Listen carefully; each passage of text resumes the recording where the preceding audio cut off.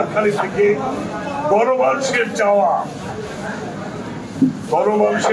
না খাওয়া মানুষের চাওয়া, কর্মীদের চাওয়া সবকিছু আমাদেরকে বঞ্চিত করেছে।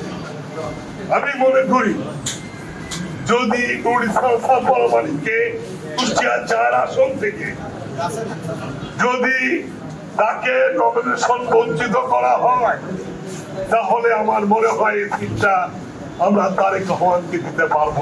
টানা তৃতীয়বার অর্জন করেছে দেশের সেরা সুপার ব্র্যান্ড স্বীকৃতি বসুন্ধরা টিস্যু। বাংলাদেশ জাতীয়তাবাদী দল 137টা আসন ঘোষণা করেছেন, 237টা আসন ঘোষণা করেছেন। তার ভিতরে খোকসা কুমারখালী 4 নাম্বার আসনটি আছেন। কিন্তু আমরা দেখতে পেলাম এই আসনে বিগত 17 বছরে যারা আমাদের সাথে বা দলের কর্মকাণ্ডে ছিলেন না, কুমারখালীতে তাদের বাড়িঘর কিচ্ছু নেই, তিনি সবসময় ঢাকায় থাকেন, তাকে মনোনয়ন দিয়েছেন।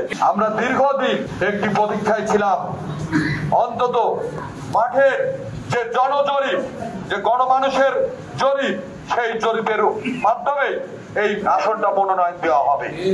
আপনারা দেখেছেন যাকে মনোনয়ন দেওয়া হয়েছে সেই ব্যক্তি এবার দিয়ে 6 বার মনোনয়ন পেল। সেই একই ব্যক্তি 6 বার যদি মনোনয়ন পায়, তাহলে দলের কি আর কারোর কন্ট্রিবিউশন নেই?